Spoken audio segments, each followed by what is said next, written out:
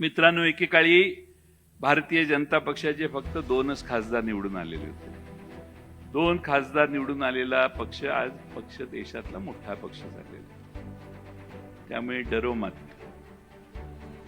आपण सगळे ताकदीनं कामाला लागलो तर या राज्याची ही लढाई आपण पुन्हा जिंकू शकतो असा मला विश्वास आहे. ही लढाई तुकाराम विरोधी नथुरामाची आहे, हे कधी विसरू नका.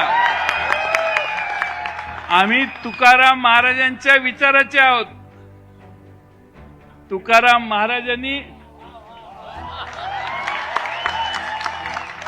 महाराजांनी जितेंद्र आव्हाड आम्हाला सांगितलेलं आहे की भले तर देऊ कासेची लंगोटी, नाठाळ्याच्या माथी हाणू काठी.